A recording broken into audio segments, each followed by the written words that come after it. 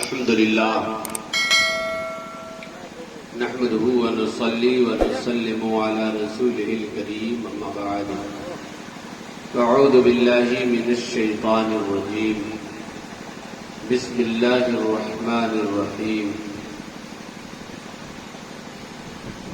فاسألوا أهل الذكر إن كنتم لا تعلمون صدق الله العظيم وبلغنا رسوله النبي الأمين المتين الكريم ونحن على ذلك لمن الشاهدين والشاكرين والحمد لله رب العالمين. حضرات محترم، یہ محفل خیر جو ایصال ثواب کے حوالے سے منعقد ہوئی ہے اور صوفی علی احمد صاحب کے صاحبزادوں نے ان کا سالانہ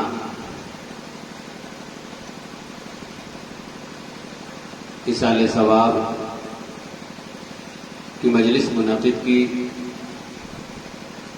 اسی وجہ سے ہمارے پیش رو دونوں خطیب نے والدین کے حقوق کے حوالے سے گفتگو فرمائی.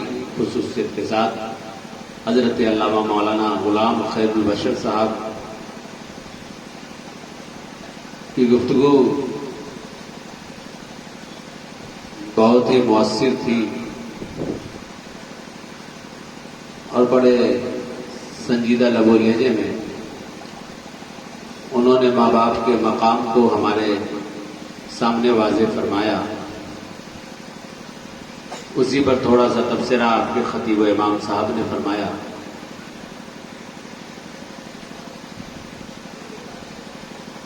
اور میں نے جو قرآن مقدس کی آیت تلاوت کی ہے اس حوالے سے تھوڑی دیر میری گفتگو ہوگی. موضوع ہوگا ایصال ثواب.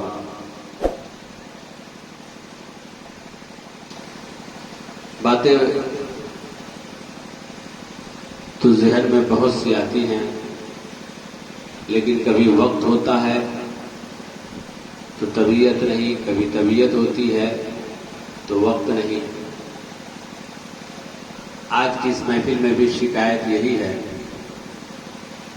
شکایت یہ نہیں کہ 20 منٹ یا 25 منٹ حضرت حافظ وارث صاحب نے ہم کو وقت دیا ہے. شکایت یہ ہے کہ محفل وقت پہ شروع نہیں کی گئی.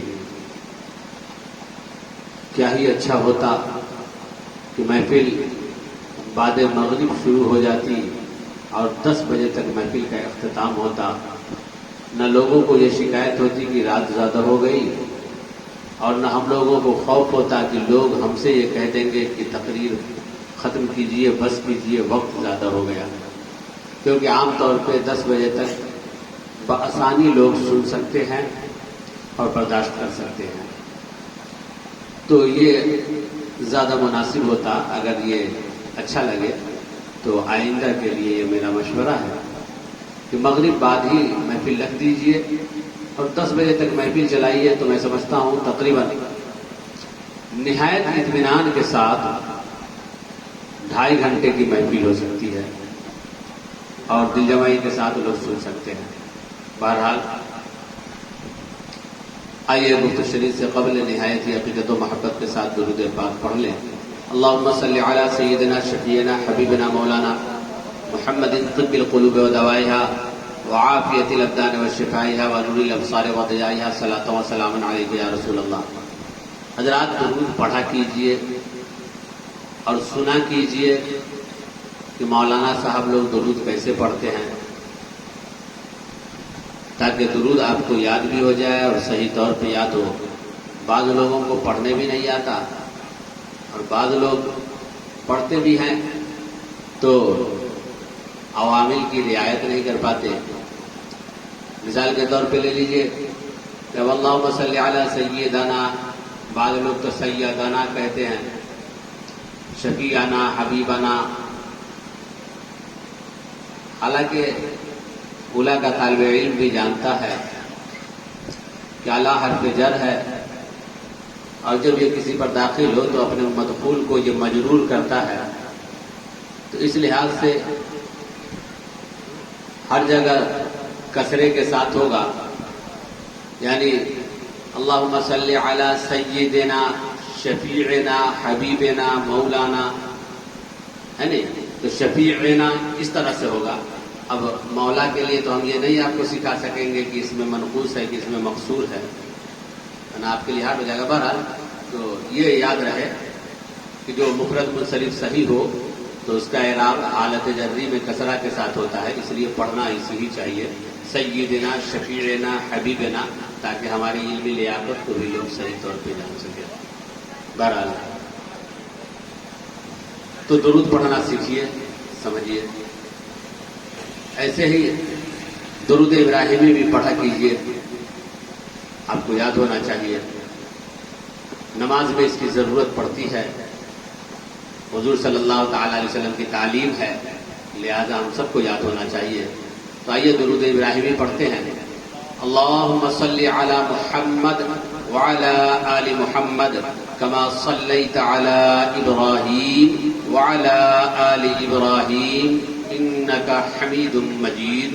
اللہم بارک علی محمد وعلی آل محمد کما بارکت علی ابراہیم وعلی آل ابراہیم انک حمید مجید۔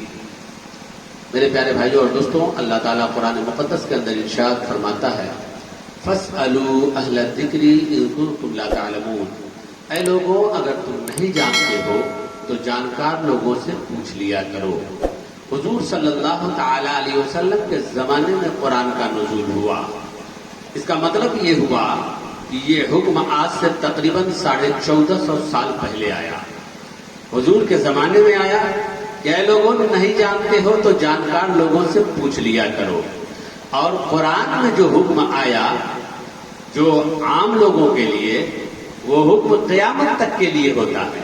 یہی وجہ ہے کہ اقیموا الصلاۃ یہ بھی قرآن کی آیت ہے اور یہ بھی نازل ہوئی حضور ہی پر، گویا کہ اقیموا الصلاۃ بھی یہ تو حضور کے زمانے ہی میں نازل ہوا، یہ حکم بھی حضور کے زمانے کے لیے ہے۔ تو کیا کوئی یہ کہہ سکتا ہے کہ جن پر نازل ہوا، جن کے زمانے میں نازل ہوا، نماز ان پر فرض ہوئی، ہمارے زمانے میں تو نازل نہیں ہوئی یہ آیت، حکم ہمارے لیے تو نہیں ہوا اس لیے نماز ہم پر فرض نہ ہوئی؟ نہیں، کوئی نہیں کہے گا۔ کیوں؟ اس لیے کہ عام آدمی بھی یہ جانتا ہے کہ امر کے صیغے میں استمرار ہوتا ہے، اور اقیم الصلاح میں بھی اقیمو یہ امر ہی ہے، یعنی نماز قائم کرو، تو یہ استمرار اس طور پہ ہے کہ امت مصطفیٰ جب تک زندہ رہے ہر ایک کے لیے یہ حکم ہے کہ نماز قائم کرو۔ حضور کے زمانے میں جو تھے ان کے لیے بھی حکم نماز قائم کرو، حضور کے بعد جو جس زمانے میں تھے ان کے لیے بھی حکم تھا نماز قائم کرو، اور ہمارے لیے بھی یہی حکم ہے نماز قائم کرو۔ مگر آیت تو ایک ہی بار آئی، اقیم الصلاۃ۔ اے میرے پیارے بھائی، آپ سمجھ گئے ہوں گے جو میں سمجھانا چاہتا ہوں کہ آتوا الزکاۃ، زکات دو، یہ حکم بھی اسی زمانے میں نازل ہوا، لیکن آج تک ہر صاحب نصاب پر زکات فرض ہے اور ان کو دینا ہے، کیونکہ یہ حکم استمرار کے ساتھ قیامت تک چلتا رہے گا۔ ایسے ہی قرآن نے کہا فَاسْأَلُوا أَهْلَ الذِّكْرِ إِن كُنتُمْ لَا تَعْلَمُونَ، اے لوگوں پوچھ لیا کرو۔ حضور کے زمانے میں بھی یہ حکم ہوا اور استمرار کے ساتھ یہ قیامت تک کے لیے ہوا۔ تو اب اس آیت نے بتایا ہمیں کیا؟ اس آیت نے ہمیں دو بات بنیادی طور پہ بتائی۔ کہا فَاسْأَلُوا أَهْلَ الذِّكْرِ، پوچھ لو علم والے سے، ان کنتم لا تعلمون، اگر تم نہیں جانتے ہو۔ اب قرآن کہتا ہے پوچھو، ایک یہ کہا، دوسرا یہ کہا کن سے پوچھو، تو کہا جانکار سے پوچھو۔ اب یہاں پر آپ سمجھیں اور غور کریں کہ پوچھے گا کون؟ جو نہیں جانتا ہے۔ بتائے گا کون؟ جو جانتا ہے۔ پوچھے گا کون؟ جو نہیں جانتا ہے۔ پوچھے گا کس سے؟ اس سے جو جانتا ہے۔ پتہ یہ چلا کہ قیامت تک دو طرح کے لوگ ہمیشہ ہوں گے، کچھ لوگ وہ ہوں گے جو پوچھیں گے اور کچھ لوگ وہ ہوں گے جو بتائیں گے، کیونکہ اگر سب کے سب لوگ پوچھنے والے ہوں یعنی سب نہ جاننے والے ہوں تو پھر یہ پوچھیں گے کس سے؟ یہ پوچھیں گے کس سے؟ اس لیے ایسا نہیں ہو سکتا ہے کہ سب کے سب جاہل ہوں، ایسا کبھی نہیں ہو سکتا ہے کہ سب کے سب نہ جاننے والے ہوں اور سب پوچھنے والے بن جائیں، ایسے ہی یہ بھی کبھی نہیں ہو سکتا ہے کہ سب کے سب جانکار ہوں، کیونکہ اگر سب جانکار ہی ہوں تو پوچھے گا کون؟ قرآن کہتا ہے پوچھو، قرآن کہتا ہے جانکار سے پوچھو، تو اب اس سے پتا چلا کہ جانکار بھی ہر زمانے میں موجود ہوں گے اور نہ جاننے والے بھی ہر زمانے میں موجود ہوں گے، اور دونوں کا کام الگ ہوگا، جیسے دونوں کا مقام الگ الگ ہے کہ ایک نہ جاننے والا ہے اس لیے اس کا کام الگ، ایک جاننے والا ہے اس کا کام الگ۔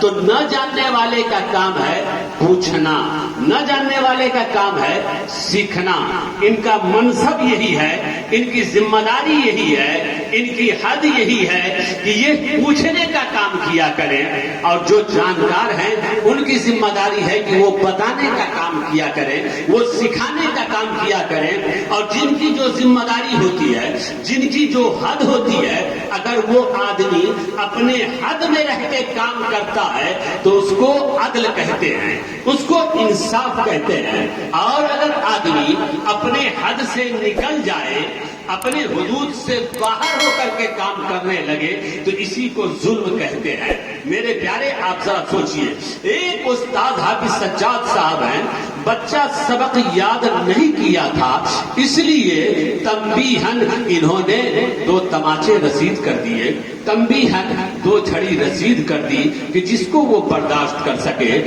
یہ جو 2 چھڑی تھی یہ اس کا حقدار تھا، یہ ان کی حد ہے کہ بچہ نہ پڑھے تو تنبیہ کے طور پہ اسے سزا دے، لیکن یہ کیا کیے کہ بچہ یاد نہ کیا تھا، مار بچہ کے پاؤں سے لے کر سر تک لال کر دیا۔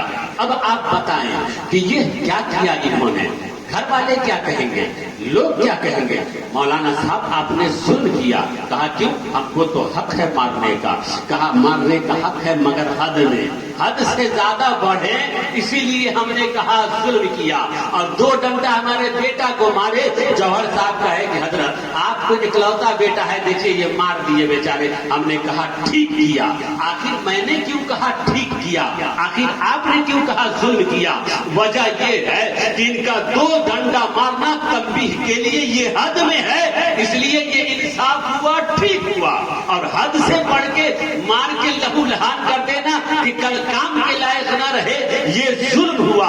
اب آپ سمجھے اور غور کریں کہ انسان اپنے حد میں رہے عدل ہوتا ہے، اور عدل سے کام بنتا ہے، عدل سے سماج سنورتا ہے، اور ظلم سے سماج بگڑتا ہے، ظلم سے فساد ہوتا ہے۔ یہی وجہ ہے کہ پولیس والے جن کی حد یہ ہے، جن کا منصب یہ ہے کہ وہ ہمارے سماج کی حفاظت کرے، وہ ہمارے گھر کے مال کی حفاظت کرے، پولیس والے کا کام ہی یہ ہے کہ جن پر ظلم کیا جائے ان کی فریاد رسی کرے۔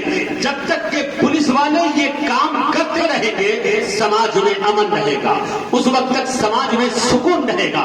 لیکن یہ پولیس والے اپنے حد سے ہٹ جائیں، اور حد سے ہٹنے کے بعد اب یہ کرے کیا کہ یہ پڑھانے چلے جائیں اسکول میں، یہ چلے جائیں لیکچر دینے، یا کورونا کا انجیکشن لے کر کے چلے دینے کے لیے۔ میرے پیارے نتیجہ کیا نکلے گا کہ یہ انجیکشن دے کے نقصان ادھر بھی ہوگا، ادھر سماج میں چوری پھیل جائے گی، معاشرے میں لڑائی جھگڑے ہونے لگیں گے۔ کیوں؟ اس لیے کہ یہ اپنے حد سے بڑھ گئے، اس لیے حد سے بڑھنے سے انتشار پیدا ہوتا ہے، حد سے بڑھنے سے فساد پیدا ہوتا ہے۔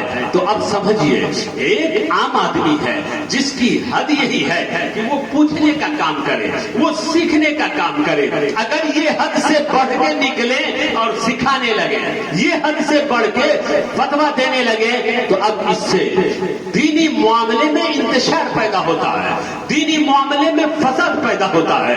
یہی وجہ ہے کہ اب 2 ٹکیے مولوی بھی فتوے دینے لگے ہیں، 2 بنیا مولوی بھی فتوے دینے لگے اور مسائل بگاڑنے لگے، بلکہ وہ جن کو شرائط نماز اور فرائض نماز معلوم نہیں وہ بھی شریعت بگاڑنا شروع کر دیا۔ نتیجہ نکلا کہ فتنہ پڑ رہا ہے۔ یوٹیوب پہ آ کر کے دیکھیے، ایسے ایسے مولوی ملیں گے جن کو قرآن صحیح سے پڑھنے پڑھنے نہیں آتا فتوے دیتے ہیں. اب وہ فتوا دیتے ہوئے کبھی یوں پڑھتے ہیں کہ کہتے ہیں کہ مرا گھوڑا گھاس نہیں کھا سکتا ہے, اس لیے کسی مردہ کے لیے ایصال ثواب کرنے سے کوئی فائدہ نہیں ہے, کسی مردہ کے لیے قرآن پڑھنے سے کوئی فائدہ نہیں. کیوں؟ اس لیے کہ یہ اصول تو یہ ہے کہ جو کرے گا وہ پائے گا, جو کرے گا نہیں وہ پائے گا نہیں. اب قرآن تم پڑھو گے ثواب تم کو ملے گا, تلاوت تم کرو گے ثواب تم کو ملے گا, صدقہ تم کرو گے ثواب تم کو ملے گا. تمہارے ابا جو قبر میں چلے گئے وہ قرآن پڑھیں گے نہیں, اس لیے ثواب ملے گا نہیں. تمہارے ابا قبر میں چلے گئے وہ صدقہ کریں گے نہیں, اس لیے ثواب ان کو ملے گا نہیں. اس طرح کے آپ کو فتوے باز مولوی بہت زیادہ ملیں گے, حالانکہ ان کی حد تو یہی تھی کہ وہ پہلے جا کر کے سیکھتے, ان کی حد یہی تھی کہ وہ پہلے عالموں کی طرف رجوع کرتے, اب ان کے بعد جو ذکر بھی کرتے ہو, یعنی ایسوں سے سیکھتے جن کا دل خوف الہی سے کانپتا ہے. لیکن آج یوٹیوب پہ بھرمار ہے, اس لیے میرے پیارے ہر اٹھے نٹھے گہرے مولوی کو دیکھ کر کے اس سے یوٹیوب میں دین مت سیکھا کرنا, دین مت سمجھنا, ورنہ گمراہی کے دلدل میں پھنستے چلے جاؤ گے. آج ایسے لوگ یوٹیوب میں زیادہ ملیں گے جو گمراہی پھیلا رہے ہیں, ان کے پاس علم نہیں ہے, مولوی بنے ہوئے ہیں, عالم بنے ہوئے ہیں اور لیکچر دے رہے ہیں. نتیجہ یہ نکلتا ہے کہ یہ تو خود گمراہ ہوتے ہیں, ہماری نوجوان نسلیں بھی گمراہ ہوتی ہیں. اس لیے اس سے گزارش ہے کہ آپ ہر ایرے خیرے کی باتوں کو دھیان میں نہ لایا کریں گے. ایسے فتنہ پرور مولوی جو آج نوجوان بھی اس کے فالوور نظر آتے ہیں, ایک ہے مرزا کر کے کوئی نام ہے, اس کو بھی بہت لوگ لائک کر رہے ہیں اور وہ الٹا سیدھا ہی مسئلہ بتاتا ہے. تو بہرحال یہ یاد رکھنا چاہیے کہ جو سیکھنے والے ہیں وہ سیکھنے کا کام کیا کریں. ایسے ہی آپ حضرات سے بھی میری گزارش ہے کہ آپ عام لوگ ہیں, اس لیے سیکھیے, اس لیے پوچھیے. مولانا غلام خیر البشر صاحب کے پاس جائیے, حافظ والد صاحب کے پاس جائیے اور ان سے پوچھا کیجیے, ان سے سیکھا کیجیے کہ ہمیں یہ ضرورت ہے, عقیقہ ہم کو اپنے بیٹے کا کرنا ہے, ہم کس طرح سے کریں, ہمیں قربانی کرنا ہے, ہم کیا کریں. ہمارے ابا بھی کماتے ہیں, ہمارے بہن بھائی بھی کماتے ہیں, ہم بھی کماتے ہیں, قربانی کن کو کرنا ہے, حضرت آپ بتا دیں. اس طرح سے دین کی باتیں علماء سے سیکھیں, اہل ذکر سے سیکھا کریں. ایک آپ کا منصب ہوا, یہ ذمہ داری آپ کی ہوئی. عالموں کی ذمہ داری یہ ہے کہ وہ دین سکھایا کریں, وہ مذہب سکھائیں. اب یہی سے ایک بات بڑی اچھی سمجھ میں آئی کہ جس کو اللہ تعالیٰ نے علم دیا ہے, اس علم کی وجہ سے یہ ذمہ داری ہے قوم کو سمجھانا, اس علم کی وجہ سے ذمہ داری ہے قوم کو سکھانا, نہ کہ پیسہ لینے کی وجہ سے یہ ذمہ داری ہے قوم کو سکھانا. میرے پیارے, اس لیے جو انسان علم حاصل کر چکا ہے, وہ انسان جس کو اللہ تعالیٰ نے علم عطا فرمایا ہے, ان کی ذمہ داری ہے سکھانا, ان کی حد ہے, ان کا منصب ہے سکھانا. اب اگر یہ اپنے منصب سے ظلم کرے, اپنے منصب کے ساتھ نہ انصافی کرے کہ اللہ تعالیٰ نے تو علم دیا ہے لیکن یہ اس علم کو نہ پھیلائیں. علم تو اللہ نے دیا قرآن کی تعلیم کا, اللہ نے علم عطا فرمایا نورانی قاعدہ کی تعلیم کا, انوار شریعت کی تعلیم کا, یہ اللہ تعالیٰ نے انہیں اس سے نوازا ہے. اب یہ معاشرے میں رہے لیکن بچوں کو نورانی قاعدہ نہ پڑھائیں, ٹائم پاس کریں, بچوں کو مدنی قاعدہ نہ پڑھائیں, ٹائم پاس کریں, بچوں کو قرآن کی تعلیم نہ دیں, ٹائم پاس کریں, تو یاد رکھیں کل قیامت کے دن ان سے بھی پوچھا جائے گا. اور ہاں, میں کہنے میں یہ خوف نہیں کرتا کہ اسی ظلم کا نتیجہ ہے کہ آج ہمارے سماج میں قرآن پڑھنے کے لیے بچے نہیں ملتے ہیں. آج اگر ہم اپنے سماج میں تلاشیں بچے اور بچیوں کو کہ جن کو صحیح قرآن پڑھنے آتا ہو, تو نہیں ملتا. وجہ کیا ہے؟ وجہ یہ ہے کہ ہمارا منصب تھا کہ اللہ نے ہمیں قرآن کی تعلیم دی ہے, اللہ نے ہمیں قرآن پڑھنے کا طریقہ اور سلیقہ دیا ہے, تو ہم اپنی قوم کے بچوں کو سکھاتے, ہم اپنے بچوں پر وقت صرف کرتے. لیکن ہم کنڈیلی میں رہ گئے, ہم باندھ کھا کر انگلی میں چونا لے کر کے تبصرہ کرنے پہ رہ گئے. اس لیے ہمیں بھی اپنے منصب کو سمجھنا چاہیے, ہمیں بھی اپنے حق کو سمجھنا چاہیے کہ اللہ تعالیٰ نے ہمیں منصب کون سا عطا فرمایا ہے, اللہ نے ہمیں مقام کون سا دیا ہے, اور ہماری حق کیا ہے. ہمیں اپنے حق میں رہ کے کام کرنے کی ضرورت ہے. تو ایک طرف یہ ہے, جب یہ انصاف کرتے ہیں, جب یہ اپنی ذمہ ذمہ داریوں کو نبھاتے ہیں تو پھر اسلام پھیلتا ہے، پھر اسلام بڑھتا ہے، پھر مسلمان ترقی کرتا ہے۔ آج کہیں نہ کہیں دونوں جانب میں خامیاں بہت زیادہ نظر آ رہی ہیں، جس کا نتیجہ آج ہمارے سامنے ہے۔ اس لیے کوشش کرنا ہے کہ ہم پوچھیں، ہمیں کوشش کرنا ہے، اللہ نے علم دیا ہے کہ ہم سکھائیں۔ یہ شوق جب پیدا ہو جائے گا انشاءاللہ سماج میں آپ انقلاب دیکھیں گے، انشاءاللہ سماج میں آپ تبدیلی دیکھیں گے۔ مصطفیٰ جان رحمت صلی اللہ علیہ وسلم کے زمانے سے قبل کی جو جہالت تھی، کیا آج جہالت اس سے زیادہ ہے؟ کیا کل جو حضور کے زمانے سے قبل جو بے راہ روی تھی، کیا اس سے زیادہ بے راہ روی ہے؟ نہیں نہیں جناب والا، آج تو اس سے یعنی حضور کی آمد سے قبل کی جو حالت تھی اس سے آج حالت بہت حد تک اچھی ہے اللہ کے فضل و کرم سے۔ ورنہ اس زمانے میں تو حال یہ تھا کہ ہر گھر میں شراب کا مٹکا ہوتا تھا۔ اس زمانے کی حالت تو یہ تھی کہ برسر عام عورتوں کے جسم کے تذکرے کیے جاتے تھے۔ اس زمانے کی حالت تو یہ تھی کہ ایک سے لڑائی ہوتی تو سالوں خاندانوں میں لڑائیاں چلتی رہتی تھی۔ اس زمانے کی جہالت کی حالت تو یہ تھی کہ ننگے خانے کعبہ کا وہ طواف کرتے تھے، اب اپنی جہالت سے مسئلہ بدلتے تھے کہ ہم خانہ کعبہ کا طواف کریں اور اپنے ہاتھ سے بنائے ہوئے اور سلے ہوئے کپڑا سے اس لیے ننگے کرو۔ اس زمانے کی جہالت تو یہ تھی طواف کر کے آتے تو اپنے گھر کے پیچھے سے جاتے، کیا اپنے گھر کے آگے سے جانا یہ شرم کی بات ہے؟ یہ جہالت ان کی تھی، ذرا سوچے اور غور کرے۔ بلکہ اور پڑ جائیے تو حالت یہ تھی کہ بیٹیوں کو زندہ درگور یہ کیا کرتے تھے۔ ان کی حالت بدتر یہ تھی کہ اپنے سوتیلی ماں سے نکاح یہ خود کر لیا کرتے تھے۔ ان کی جہالت کی حالت تو یہ تھی کہ ایک بیوی کو 100 طلاق دیا کرتے تھے۔ ان کی جہالت کا عالم یہ تھا۔ اب آپ سوچیں ایسی جہالت کے موقع پر، یعنی یہ جہالت کے حالات ہیں، ہر طرف جہالت ہی پھیلی ہوئی ہے۔ حضور صلی اللہ تعالی علیہ وسلم تشریف لاتے ہیں، آنے کے بعد اعلان نبوت فرماتے ہیں، اس کے بعد دین کی تبلیغ شروع ہوتی ہے۔ اب دین آہستہ آہستہ پھیل رہا ہے، اسلام آہستہ آہستہ پھیل رہا ہے۔ اللہ کا اعلان آ گیا، فاسألوا اہل الذکر ان کنتم لا تعلمون، اے لوگوں نہیں جانتے ہو تو جانکار لوگوں سے پوچھ لیا کرو۔ یہی وجہ تھی کہ صحابہ اکرام کے معاملے کے درمیان اگر کوئی بھی معاملہ ہوتا تو فوراً جا کر کے اہل علم سے پوچھتے۔ حضور صلی اللہ تعالی علیہ وسلم سے پوچھا کرتے تھے کہ اپنے سے خود سے مسئلہ نہیں بگاڑتے تھے، اپنے سے خود سے فیصلہ نہیں کرتے تھے۔ جیسے لے لیجیے یہی ایصال ثواب کو، کہ ایصال ثواب یعنی ثواب مردے کو پہنچانا، عقلاً یہ بات سمجھ میں نہیں آتی ہے، عقل یہ ماننے کے لیے تیار نہیں ہوتی ہے کہ جناب والا کھانا کھائے فقیر ثواب ملے ابا کو، کھانا کھلائے ہم ثواب ملے ابا کو، قرآن پڑھے ہم ثواب ملے ابا کو۔ یہ عقلاً بات سمجھ میں نہیں آتی ہے۔ تو عقل پر اگر بھروسہ کرتے تو فیصلہ کر لیتے کہ ماں باپ کے لیے کچھ نہیں کرنا ہے جو دنیا سے چلے گئے، مرحومین کے لیے کچھ نہیں کرنا ہے جو دنیا سے چلے گئے، یہ فیصلہ کر لیتے۔ مگر صحابہ کرام ایسا نہیں کرتے تھے۔ کیوں؟ اس لیے کہ وہ جانتے تھے کہ اللہ فرمایا فاسألوا اہل الذکر ان کنتم لا تعلمون۔ لوگوں اگر عقل کے گھوڑے تمہارے نہ سمجھ سکے، اگر عقل تمہاری کام نہ کر سکے، اگر تمہیں کسی چیز کی حکمت نہ سمجھ سکے تو خود سے عقل کے گھوڑے نہ دوڑایا کرو، بلکہ پوچھ لیا کرو جانکاروں سے۔ صحابہ کے زمانے میں تو سب سے بڑے جانکار موجود ہیں، اس لیے وہ حضور کی بارگاہ میں حاضر ہوتے ہیں اور حاضر ہونے کے بعد عرض کرتے ہیں یا رسول اللہ ان امی ابتلتت نفسها واظنها لو تکلمت تصدقت فهل لها اجر ان تصدقت عنها۔ یا رسول اللہ میری والدہ کا اچانک انتقال ہو گیا ہے، وہ نہ مجھے صدقہ کے لیے کہہ سکی نہ خیرات کے لیے کہہ سکی، ہاں میرا گمان یہ ہے کہ وہ اگر کہتی تو صدقہ کے لیے کہتی۔ فهل لها اجر ان تصدقت عنها، تو کیا ان کو اجر ملے گا اگر میں صدقہ کروں؟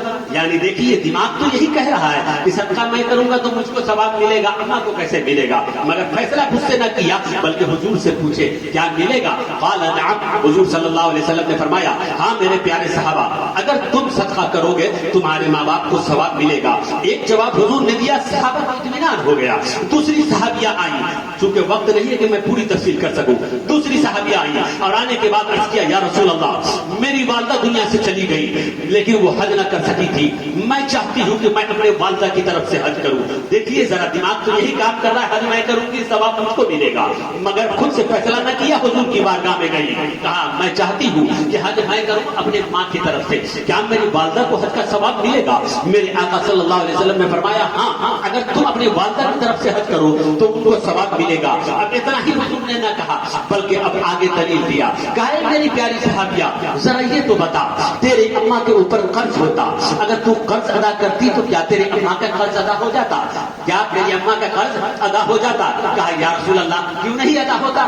آج بھی اگر کوئی بیٹا اپنے باپ کا قرض ادا کرے ادا ہوگا کہ نہیں؟ عقل سے بھی بات سمجھ میں آ رہی ہے کہ ہاں بیٹا کا باپ کا قرضہ بیٹا ادا کر دے تو وہ قرض ادا ہو جائے گا, اور قرض والا دوبارہ مطالبہ نہیں کرے گا کہ آپ کے ابا تو نہیں دیے آپ دیے, ادا نہیں ہوگا. عقلاً بھی بات یہی ہے. تو ساتھیہ نے کہا کیوں نہیں؟ میرے آقا نے فرمایا جس طرح سے باپ کا قرض تو ادا کرے تو ادا ہو جائے, ماں کا قرض ادا کرے تو ادا ہو جائے, ویسے ہی ماں کی طرف سے تو حج کرے تو تیری ماں کی طرف سے حج ادا ہو جائے.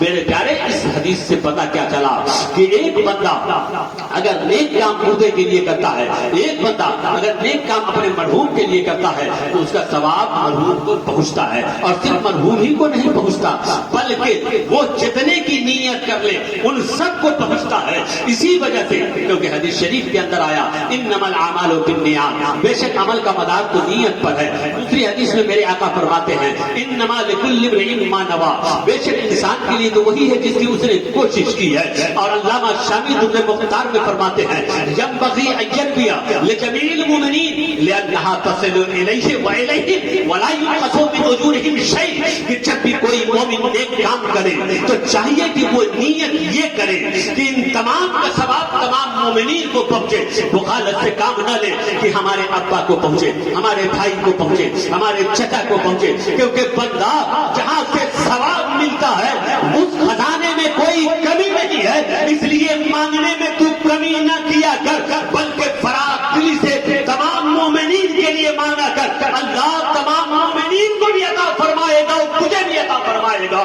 نہ تیرے اجر میں کسی طرح کی کمی کی جائے گی, نہ تیرا کسی طرح کا نقصان ہوگا. تو میرے پیارے بھائیوں اور دوستوں اس سے پتہ یہ چلا کہ انسان اگر کوئی نیک کام کرتا ہے تو اس کا ثواب صرف زندوں ہی کو نہیں بلکہ تمام زندوں کے ساتھ ساتھ مردوں کو پہنچتا ہے. فرق صرف اتنا ہے کہ نیت پاکیزہ ہونی چاہیے. صرف ضروری شرط یہ ہے کہ اخلاص کے ساتھ کیا جانا چاہیے. تو اب بندہ اگر ایصال ثواب کے لیے کوئی بھی کام کرتا ہے تو اس کا ثواب ہر حال میں مومنین کو پہنچتا ہے. مگر ایصال ثواب میں کرے کیا کام؟ تو بڑا آسان ہے سمجھنا. میں اپنی گفتگو ختم کرنا چاہتا ہوں, وقت بھی ہوا چاہتا ہے. تھوڑا سا لفظ سن لیجئے کہ ظاہر سی بات ہے جناب والا کہ ثواب کہتے ہیں نیکیوں پر, اچھائیوں پر بدلے کا نام ثواب ہے. نیکیوں پر بدلے کا نام ثواب ہے. یعنی بندے کی طرف سے نیکی ہوتی ہے اس پر بدلہ اللہ کی طرف سے ملتا ہے. جو بدلہ اللہ کی طرف سے ملے اسی کو ثواب کہا جاتا ہے. برائیوں پر جو بدلہ ملے اس کو سزا عقاب کہا جاتا ہے. اب آپ سمجھ گئے ہوں گے کہ ثواب کس پر ملتا ہے؟ نیکیوں پر. پہنچانا مرحوم کو کیا ہے؟ ثواب. تو اب ظاہر سی بات ہے ہم ثواب ہی کا کام کریں گے تو ثواب پہنچے گا. اب اگر کام ہم وہ کر جائیں کہ جس پر گناہ ملے, اب ثواب کی نیت سے مولانا دعا کر دے تو ثواب نہیں پہنچنے والا ہے. اس لیے ہمیشہ یہ کوشش کرنی چاہیے کہ ہم دیکھیں, ہم غور کریں کہ ہم یہ جو کام کرنے جا رہے ہیں اس کام سے اللہ راضی ہوتا ہے کہ ناراض. اگر پتہ چل جائے, مولانا غلام خیر بشر بتا دیں کہ اس کام سے اللہ ناراض ہوتا ہے تو یاد رکھیے کروڑوں خرچ کر لو, آپ کے والد کو 1 روپیے کا ثواب نہیں مل سکتا ہے.